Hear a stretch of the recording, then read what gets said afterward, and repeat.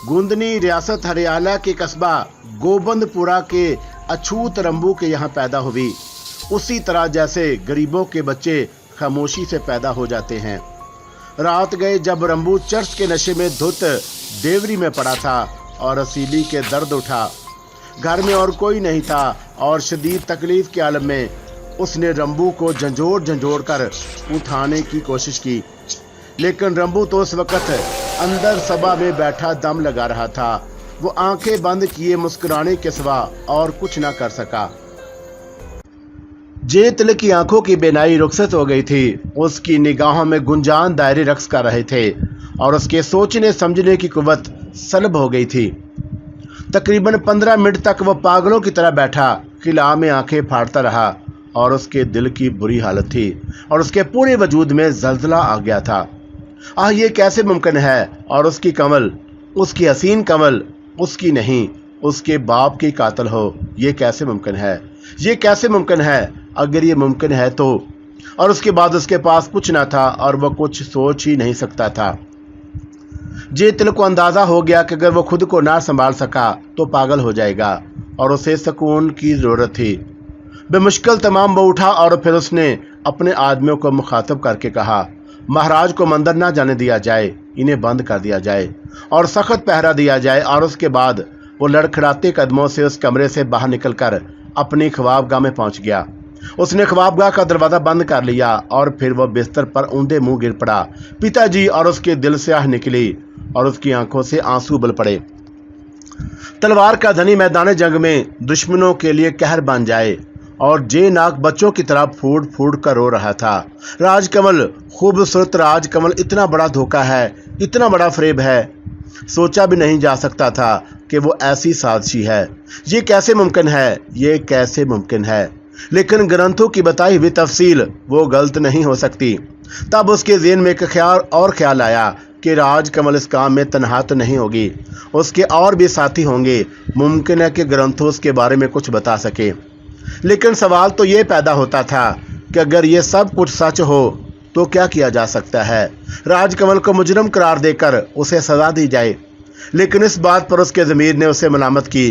क्या बहन और बाप के खून की कोई कीमत नहीं? क्या अपने पसंद के हाथों वो बाप के खून को नाली में गिरा दे? नामुमकिन, ये नामुमकिन है।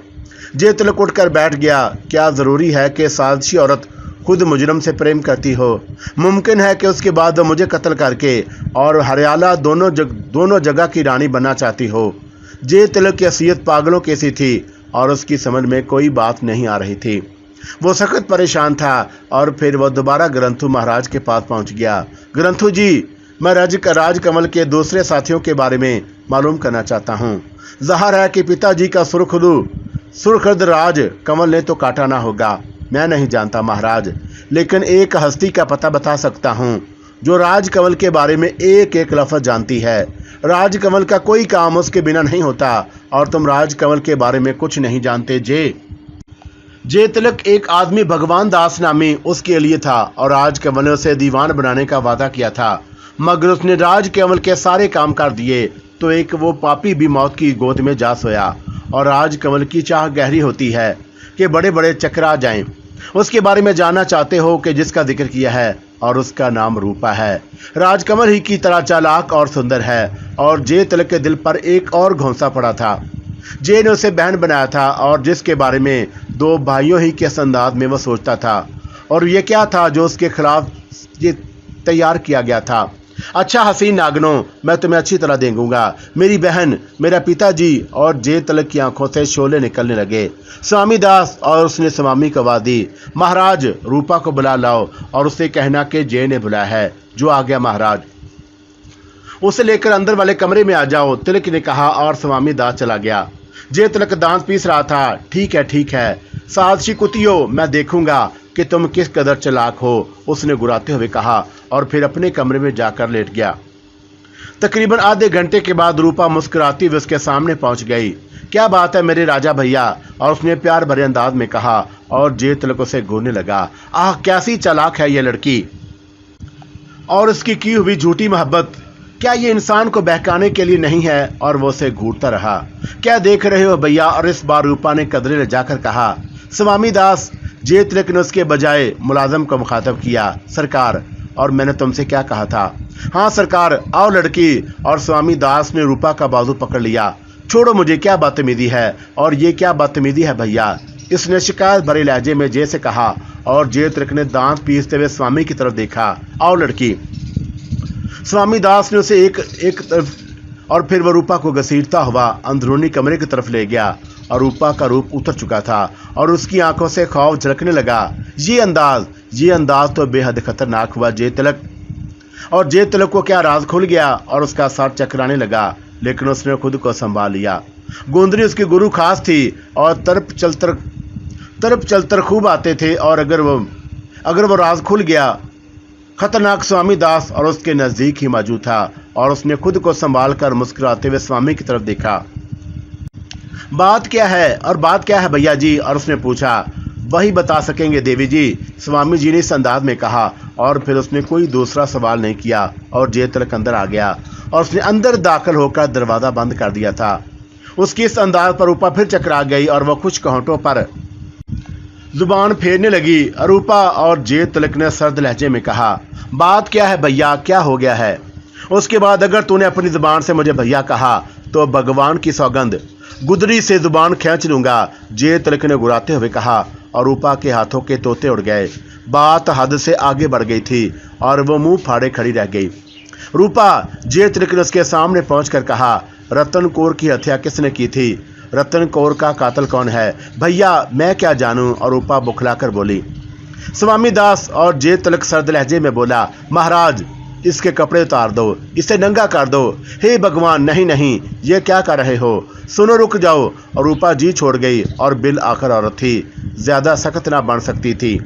रूपा, अगर तुमने एक लफ्ज़ भी झूठ बोला तो मैं तेरे कपड़े उतार दूंगा और उस कमरे में बहुत से लोग आजमाएंगे और फिर मैं तेरे बदन की खाल उन शोलों से जलाऊंगा। पहले तेरे सर के बाल जलाकर तेरी शक्ल बिगाड़ दूंगा और फिर तेरे शरीर को आग से जला दूंगा। भगवान की सौगंध, अगर तूने झूठ बोला तो वही करूंगा जो कह रहा हूं। रूपा जहां दीदा थी समझ गई कि अब बचाव की कोई शक्ल नहीं रही। भेद खुल गया है, गोंदनी खतरे में है, लेकिन अब गोंदनी का साथ दे या अपनी जान बचाए। जो कुछ होने वाला है वो तो बहुत बुरा होगा। जे तिलक के अंदाज से पता चलता था कि जो कुछ वो कह रहा है वही करेगा, कोई रियायत नहीं करेगा और किसी रियायत की उम्मीद नहीं। चुनाचा बेहतर यही है कि सच बोल दिया जाए। अब वो राज दीदी के लिए कुछ नहीं कर सकती। जवाब दे कुतिया, और रतन कौर का असल कातिल कौन है? जे तिलक ने उसके बाल पकड़ लिए। राज कमल। और उसने किस तरह रतन कौर को कत्ल किया? उसने चालाकी से काम लिया था और वो गंगा पर रतन कौर के साथ आशनान करने गई थी। रूपा ने एक एक लफ्ज़ बता दिया और जे तिलक के दिल में धक धक होने लगी। अब तो राजकमल के बेकसूर होने की कोई उम्मीद नहीं रह गई थी। हसीन महबूबा खौन ख्वार नागन के रूप में आती जा रही थी और नागनों से प्यार नहीं किया जा सकता। बेमुश्किल तमाम उसने अपने सीने पर सिल रख ली। ठीक है रूपा, महाराज आंसू चंद को किसने कत्ल कर दिया? मैं मर जाऊंगी जे तिलक, मैं मर जाऊंगी। रूपा सिसकने लगी और जे तिलक के जोरदार थप्पड़ ने उसका मुंह फाड़ दिया। जे तिलक के दिल में अब कोई जज्बा न था और वह अपनी बहन और बाप के दुश्मनों के सामने था। रूपा फूट फूट कर रोने लगी और जे तिलक ने दीवार में लगी हुई एक शमा हाथ में ले ली और वो रूपा की तरफ बढ़ा और गुराते हुए बोला, अगर तू फौरन खामोश ना हुई तो आग तेरे हलक में रख दूंगा। और रूपा ने जल्दी से मुंह बंद कर लिया। महाराज, आंसू चंद को किसने कत्ल किया? पापा पूरन लाल ने। पूरन लाल कौन है? शाही दस्ते का मेट है, महाले में ही रहता है। स्वामी दास। जे तिलक ने स्वामी दास को बुलाया। महाराज जाओ, फौरन जाकर पूरन को गिरफ्तार कर लो। और स्वामी दास बाहर निकल गया। किसके कहने से? रूपा, मुमकिन है कि मैं तेरा जीवन तुझे बख्श दूं, लेकिन उसकी एक ही शक्ल है कि तू मुझे सब कुछ सच सच बता देगी। तू राजकमल का एक एक भेद मुझे बता देगी और तूने कोई बात छुपाई रूपा तो तेरे जिस्म की ये तेरे लिए आखिरी सांस होगी। इतने कठोर ना बनो जे तिलक, और मैं चाहती हूँ मैं बेकसूर हूँ और मैं निर्दोष हूँ। वो सफ़ेद नागन है और उसने न जाने कितनों को डसा है। नीच जाती है जे तिलक और वो तुम्हें चाहती है जे तिलक, और तुमसे प्रेम करती है। कहीं ऐसा ना हो कि तुम अपने प्रेम के सामने झुक जाओ और उसे बता दो कि रूपा ने उसका कच्चा चिट्ठा खोल दिया है और उसके बाद रूपा का ठिकाना नरक में होगा और जे तिलक के बाद रूपा का ठिकाना नरक में होगा। तेरा ठिकाना तो यूं भी नर्क में होगा रूपा, और मुझे भैया कहकर धोखा दिया है, और पिताजी तुझे बेटी समान समझते थे और तूने अपने पिता की हत्या कराई है रूपा। तू मुझे सब कुछ बता दे रूपा, और तू मुझे सब कुछ बता दे। तो सुन लो जय तिलक, और आखिर ये दिन आना ही था, गौर से सुनो। तुम्हारी प्रेम का हरियाला की महारानी राजकमल जात की चमारन है, रंबू चमारन की बेटी, और जिससे रंबू चमार उसकी मां रसीली की मौत के बाद यहाँ ले आया था, मगर खूबसूरत औरत के बेस में, और जो हरियाणा में आ घुसा था, और उसने सबसे पहले उसके बाप को मरवा दिया और उसका भेद ना खुले, और फिर उसने महाराज लाल पर डोरे डाले, और महाराज प्रणाम लाल उसके जाल में फंसे कि मरते समय तक ना निकल सके, और उसने अपने हर आने वाली हर रास्ते में हर दीवार को हटा दिया, और मैं उसकी राजदार थी, सिर्फ मैं उसकी राजदार थी। और पहले उसने भानुमति फिर रतन कौर को मौत के घाट उतार दिया। फिर ठहरो, जय तिलक ने दरमियान में दखल दिया और वो रुक गई। महाराज प्रणाम लाल ने उससे शादी किस तरह की? हाँ, ये भी एक भेद है। जब रंबू चमार ने घर कर लिया तो महाराज ने उसे हरदयाल के यहाँ भिजवा दिया, और जिसने उसे अपनी भतीजी कमीशन जाहिर किया, लेकिन गोंदनी हरियाल के लड़के प्रताप दयाल से प्यार करने लगी थी, और उसने उसे दीवान बनवा दिया। और प्रणाम लाल से वह सख्त नफरत करती थी, लेकिन आखिर उसे राजपाट हासिल होना था, और उसने चलतर से राज गद्दी ले ली, और अब उसे रामलाल की जरूरत न थी। उसने उसे मरवाने के लिए तुम्हारा इंतखाब किया, और मुझे और प्रभु को वहां भेज दिया। उसका ख्याल था कि वह प्रणाम लाल के कत्ल का सहारा लेकर द्वारका पर हमला करेगी, और द्वारका पर भी फतेह कर लेगी। इस तरह एक हाथ दो काज होंगे, मगर उसने तुम्हें देखा और मन हार बैठी। तब उसने प्रताप के सर इल्जाम लगाया और परदयाल के पूरे घराने को जलवा दिया, ताकि उसका भेद रहे, और उसका आखिरी शिकार महाराज आंसू चंद थे। रूपा और उसने पिताजी को मरवाने के लिए क्यों सोचा? इसलिए कि वह जानती थी कि आंसू चंद जी बड़े तजर्बेकार आदमी है, और उनकी जिंदगी में राजकमल को होशियार रहना पड़ेगा। ओहो रूपा, और ये औरत है या शैतान? हे भगवान! और जय तिलक ने दोनों हाथों से सर पकड़ लिया। विश्वास करो जय तिलक, अगर उसके कहने से मैं जरा भी पीछे हटती तो अब तक मेरी हड्डियां भी गल सड़कर खत्म हो चुकी होती, और वो मुझसे प्रेम करती है। हाँ, ये सच है कि वह तुम्हें प्रेम करती है, मगर वह मेरी बहन और मेरे बाप की कातिल है। मैं उसे माफ़ नहीं करूँगा। मैं अपने बाप की हथियारी से बदला ज़रूर लूँगा। आह, उसके सीने में कैसा काला दिल है, वो कैसी चालाक है, और तुम्हारे ख्याल से कहीं आगे। मैं उसको ऐसी सदा दूँगा, और फिर वो मेरी कैसे हो सकती है? वो प्रताप की ना हुई और मेरी भी नहीं हो सकती। हे भगवान, मैं क्या सोच रहा हूँ? रूपा बोल, और मैं तुझे क्या सजा दूँ? मुझसे पहले राजकमल का फैसला करो जय तिलक। अगर तुम उसे जिंदा रखो तो फिर मेरे सीने में खंजर उतार दो, और उसके बाद मुझे जीवन की कोई आशा नहीं है। मैं राजकमल के हाथों नहीं मरना चाहती। राजकमल जय तिलक बुरी तरह तलमला रहा था।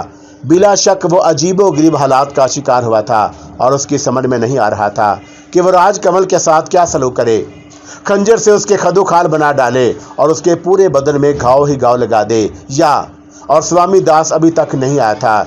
जय तिलक ने बाहर से दूसरे दो आदमियों को बुलाया और रूपा की तरफ इशारा करके बोला, इसे काल कोठरी में डाल दो। खबरदार, इसका साया भी बाहर ना जाने पाए। अगर ये किसी तरह से यहाँ से निकल गई तो तुम्हारी गर्दनें उड़ा दूंगा।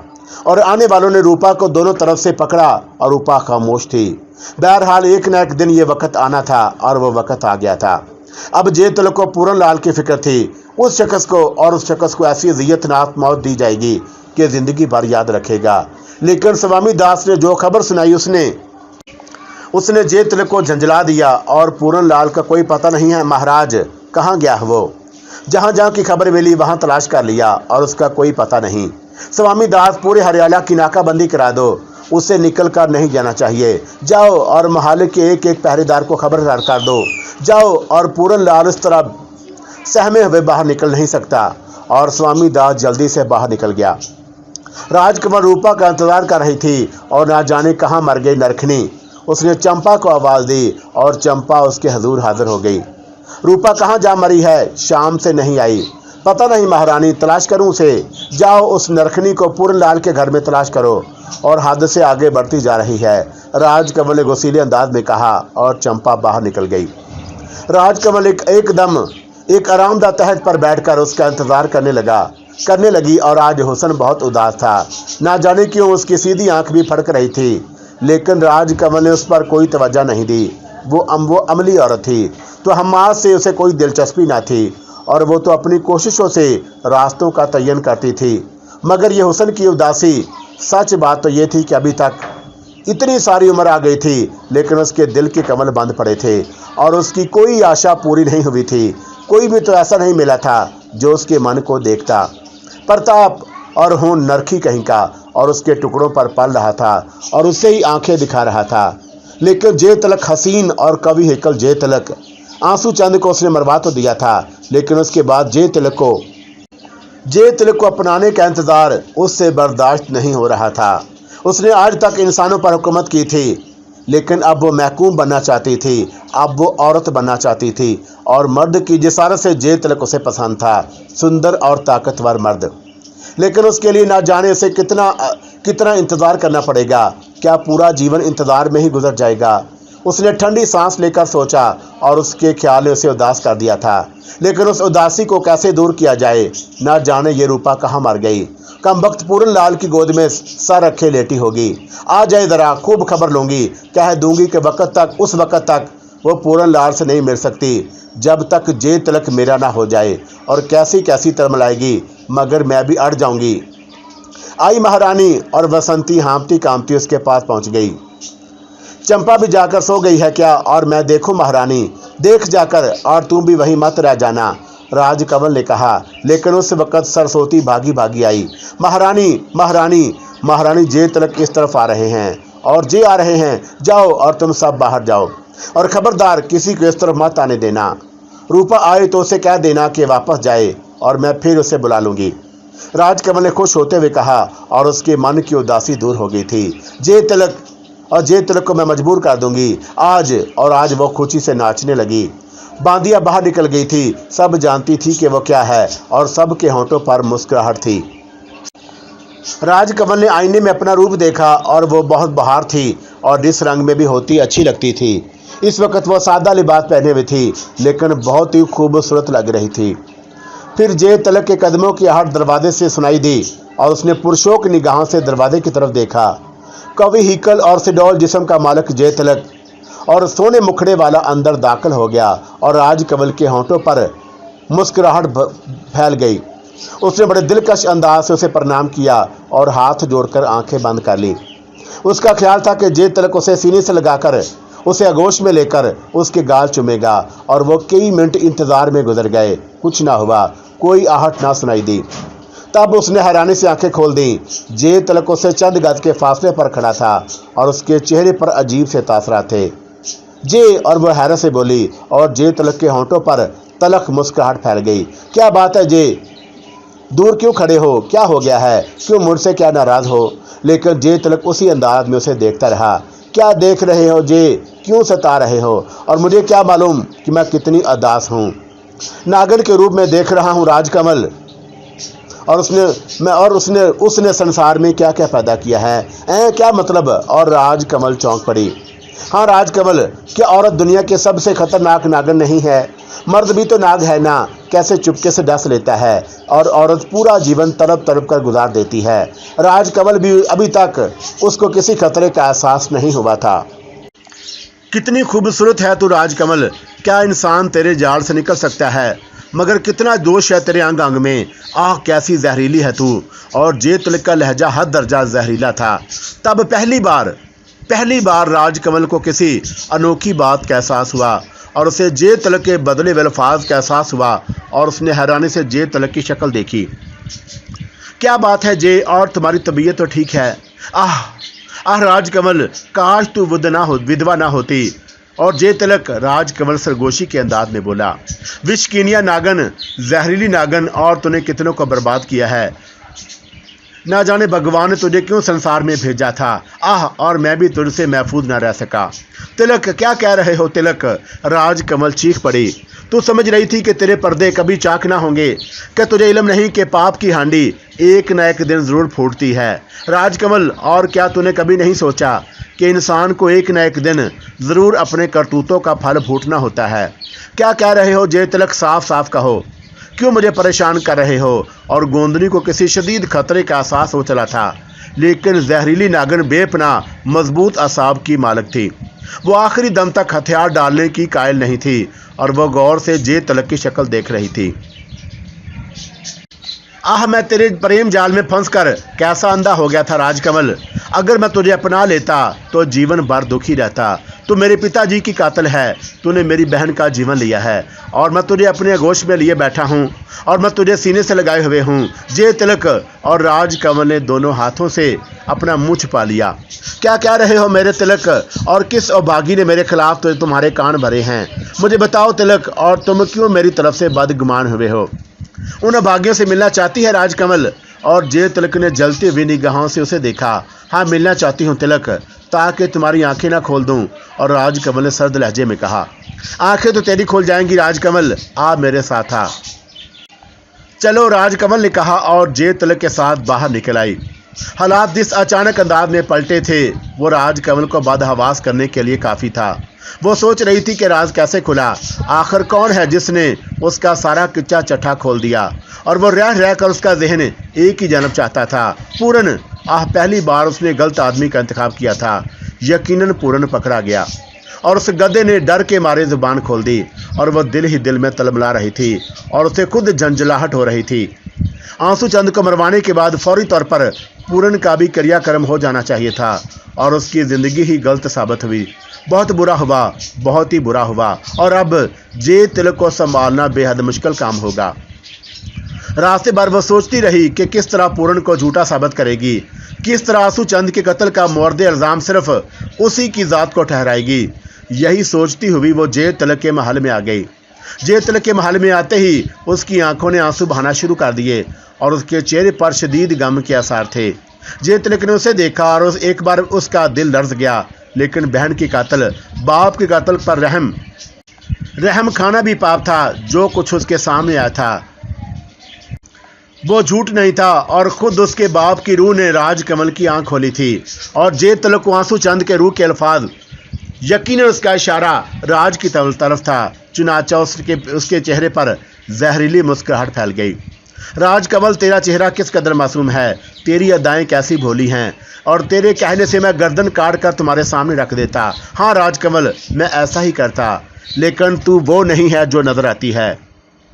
राजकमल, तू क्या समझती है कि मैं अपनी बहन, अपने बाप के कातिल को माफ़ कर दूंगा? हरगिज़ नहीं, मैं तुझे उसकी सज़ा दूंगा, ऐसी सज़ा दूंगा कि ज़मीन कांप उठेगी।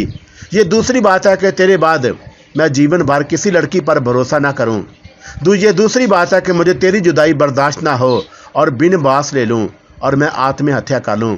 मगर अफसोस राज, अफसोस कि तूने सब कुछ करके उस पर मट्टी डाल दी, वरना मैं खुद को कितना खुशकिस्मत समझता था। मैं सोचता था कि तेरी जैसी मेरी प्रेम का किसी की ना होगी। जे तिलक, सुनो जे तिलक, कि तुम मर्द और मर्द बदगुमानी के पुतले होते हैं। मैं सिर्फ ये चाहती हूँ कि मेरे दुश्मनों के हथियारों को परखो, पहले उनकी नीयतों को खंगालो और उसके बाद फैसला करो।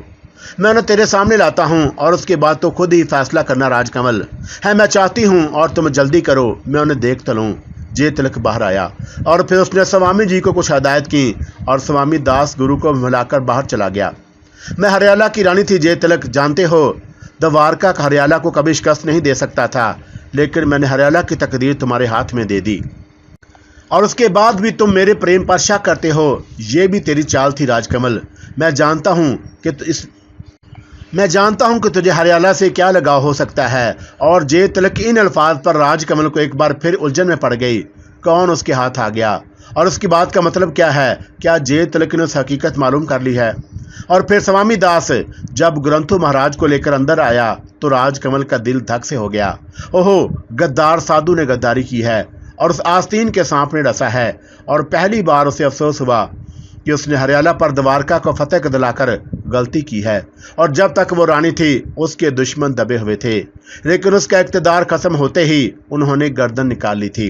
इसे पहचानती है राजकमल? और जे तिलक ने तलखी से कहा, ग्रंथु महाराज, हाँ तेरा दस्ते रास्त, और तू इसके बारे में सब कुछ जानती है गोंदनी, और तू इसके बारे में सब कुछ जानती है। और राजकमल पर एक और कारी ज़रब पड़ी थी।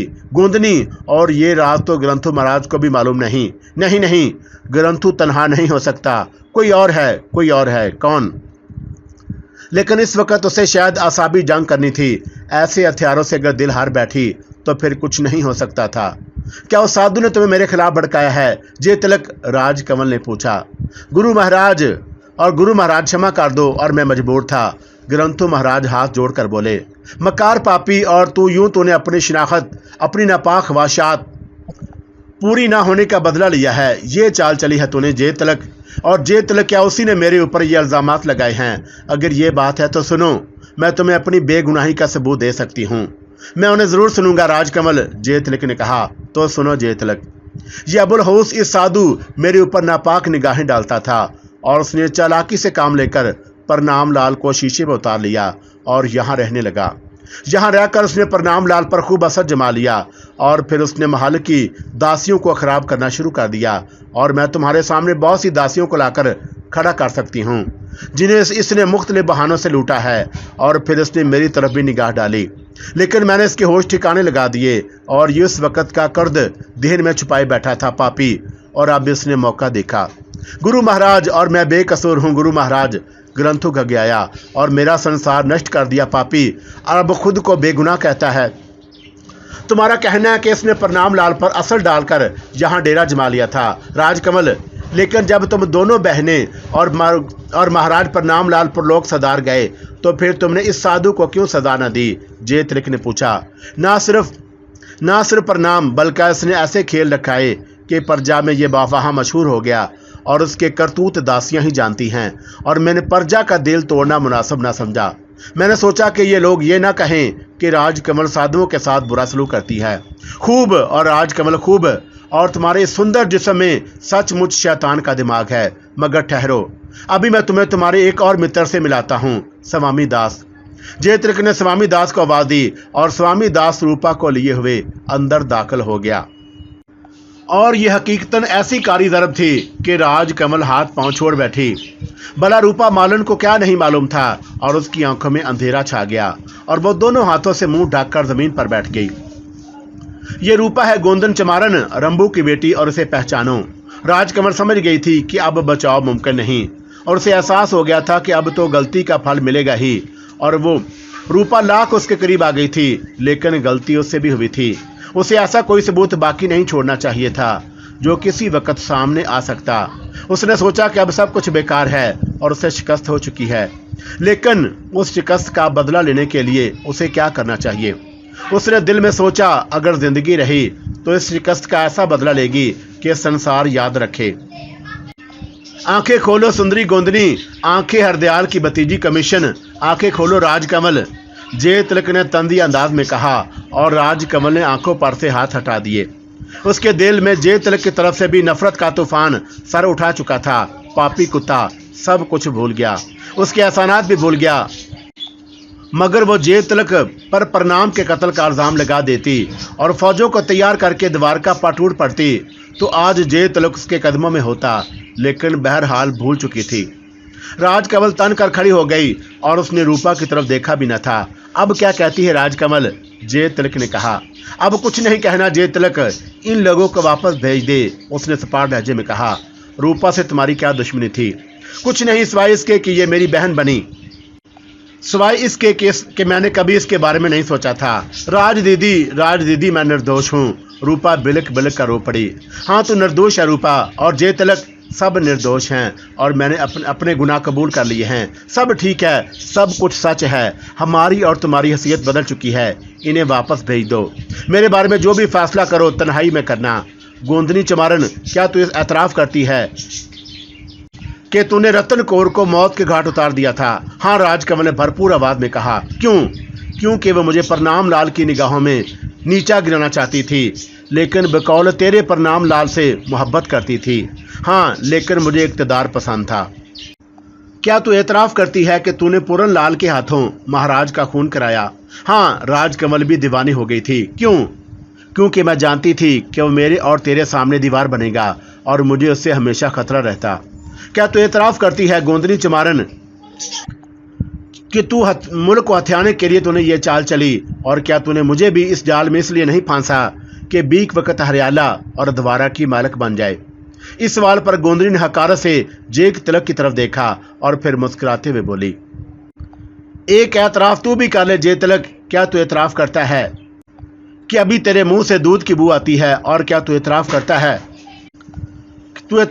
है कि तू इस काबिल नहीं है? तो सुन, मैं तुझसे प्रेम करती हूँ और मैंने जो चाहा मुझे मिल गया। और द्वारका को हथियाने की बात और दूसरी चालें चली जा सकती थी, लेकिन मैं जद्दोजहद करके राम को पाने के बाद थक गई थी और मैं चाहती थी कि हरियाला आपके हवाले करके बस और उसके प्रेम में डूब जाऊं और जिम्मेदारियां वो संभाल ले और मैं सिर्फ उसकी प्रेम का बनकर जिंदा रहूं, और ये मेरी ख्वाहिश।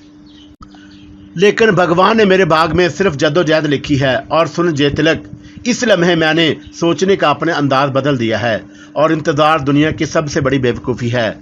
मन जो चाहे हासिल कर लो बस, लेकिन प्रेमी की बहन और बाप को मरवा कर भी तो उससे ये तवक्का रखती है। रतन कौर को मैंने इस वक्त मरवाया था जब मैंने उसे नहीं देखा था और आंसू चंद मेरे रास्ते का पत्थर था, उसे हटाना जरूरी था। और राजकमल ने बेखौफी से कहा। ग्रंथु महाराज और रूपा के बदन का खून खुश्क हो गया और वो फटी फटी निगाहों से राजकमल को देख रहे थे। वो कोई आम औरत नहीं थी, यकीनन वो आम इंसानों से कोई दूर की चीज थी। जे तिलक भी उसके इतराफात को अजीब से अंदाज में देख रहा था और उससे राज की ये बेखौफी भी मुतासर कर रही थी। लेकिन उसके साथ ही वह अपनी मरहुमा बहन और शफीक बाप को नहीं भूल सकता था। वो उलझन में पड़ गया, क्या करे? राजकमल को सजा दे और इन तमाम बातों का प्रचार करे या खामोशी से उसका हिसाब किताब चुकता कर दे। राजकमल को किसी कैद खाने में या मौत की सजा दे और खामोशी से उसे सूली पर लटका दे। वो परेशानी से सोचता रहा और फिर उसने फैसला किया कि फिलहाल राजकमल को कैद कर दिया जाए और उसके बाद उसके बारे में सोचा जाए और उन बातों का प्रचार करने की कोई जरूरत नहीं थी। उससे उसे कोई फायदा ना होगा और रह गए ग्रंथु महाराज और रूपा, तो उन लोगों को भी कैद खाने में सड़ने दिया जाए। स्वामी दास और उसने खुद पर काबू पाकर स्वामी दास को आवाज दी और स्वामी दास अंदर आ गया। राजकमल को कैद खाने में ले जाओ और उसे ऐसी काल कोठरी में डाल दो कि ये इंसानों की शक्ल को तरस जाए। हम जल्द ही उसे मौत की सजा देंगे। जो आ गया महाराज। और इन दोनों के बारे में क्या आ गया है? उन्हें भी अलग कैद कर दो और इनका फैसला भी जल्द ही कर दिया जाएगा। राजकमल खामोशी से स्वामी दास के साथ बाहर निकल गई। चलते वक्त उसने जे तिलक या किसी और को देखने की कोशिश नहीं की थी। फूल बदन चांद जैसी शक्लो सूरत वाली गोंदनी एक बार फिर अपनी हसीयत पर आ गई थी। बेशक वो महलों के लिए पैदा हुई थी, लेकिन उसने जिंदगी की इब्तदा कुटिया से की थी और जहां उसके लिए आसाइशें मुहैया न थीं। कैद खाने की कोठरी ने उसे वही माहौल याद दिला दिया। बहरहाल वो वहां नाखुश नहीं थी, बल्कि यूं समझना चाहिए कि तवील जद्दोजहद के बाद सकून के लम्हात मुयसर आए थे और उस जैसी पुरसकून कैदी एक भी यहाँ नहीं आई थी। यहाँ उसे अपने माजी पर निगाह डालने के मौके मुयसर थे। यहाँ वो सोच सकती थी कि इस दौरान उसने क्या किया और दर हकीकत उसे अपने इस जद्दोजहद के बारे में सोच कर लुत्फ अंदोज होने का मौका नहीं मिला था। कामयाबी और कामरानी ने कदम कदम पर उसका साथ दिया था और वह जिंदगी की कोई बाजी नहीं हारी थी, लेकिन हार का भी तो मज़ा है और वह काल कोठरी में हार के मज़े ले रही थी और खूब मगन थी। हाँ, जिंदगी में अगर कोई महरूमी रही थी तो वो किसी कवि हिकल मर्द की आगोश की भी, और वो मर्द जो उसका पसंदीदा बूढ़े प्रणाम लाल के मैयत में गुजरे हुए लम्हात को तो वो जिंदगी का हिस्सा ही नहीं समझती थी। वो लम्हात तो हसूले की जद्दोजहद में शुमार होते थे। प्रताप लाल मिला था, प्रताप लाल, और उसने घास के बिस्तर पर करवट बदलते हुए सोचा और उसके साथ कुछ खूबसूरत लम्हात ज़रूर बीते थे, लेकिन वो लम्हात की हैसियत नहीं रखते थे। प्रताप लाल महकूम ना निकला और उसने पर निकालने की कोशिश की थी और निर्दोई नरक में चला गया। हाँ, जे तिलक भरपूर मर था, लेकिन और जे तिलक तूने भी ऊपर की निगाह से देखा और बूढ़े बाप में क्या रखा है दीवाने, उसे तो मरना ही था बस। छुट्टी हो गई और वो गई रतन कौर, और तो उसकी मौत भी बेहद ज़रूरी थी। लेकिन प्रताप लाल ने बार बार उसे गोंदनी चमारन कहकर उसकी जो तौहीन की थी, उसके लिए उसे माफ़ नहीं किया जाना चाहिए। ज़िंदगी में सब कुछ मिल गया, छिन गया वो दूसरी बात है, लेकिन रूह का सुकून, बदन की तलब, और वो क्यों नहीं पूरी हुई? जीवन में यही एक कमी रह गई, आखिर क्यों? और उसका एक ही जवाब था और उसके पास इक़्तिदार हासिल करने की कोशिश में उसने खुद को बहुत मोहतात कर लिया था और उसे एहतियात की ज़रूरत न थी। जवानी तो एक तूफ़ान होती है और तूफ़ान ज़रूर उतर जाता है। जवानी तो एक फूल होती है, खिलता है, मुरझा जाता है और मुरझाते हुए फूल दोबारा नहीं खिलते। हाँ, यही एक गलती हुई थी, बस यही एक भूल हुई थी। लेकिन अब पछताने से क्या फ़ायदा, क्या कल क्या होगा, और उसे उसकी परवाह नहीं थी। वो तो सिर्फ ये सोच रही थी कि ज़िंदगी की ये महरूमी क्यों और क्यों ना हुई। रूपा, पूरनलाल और ग्रंथु महाराज के बारे में उसने एक बार भी नहीं सोचा था, और ये तो रास्ते के पत्थर थे। अपना किरदार अदा किया, गलत था या सही, और उसका जिक्र बेकार है। कैद खाने में उसका ये तीसरा दिन था और उसने ये 3 दिन बड़े खुशो खरम गुजारे थे। खाना मिलता तो खुशी से खा लेती और फिर ईंटती रहती। उस तीसरी रात में उसने कुछ नई बातें सोची, मसलन कि अब क्या करना चाहिए।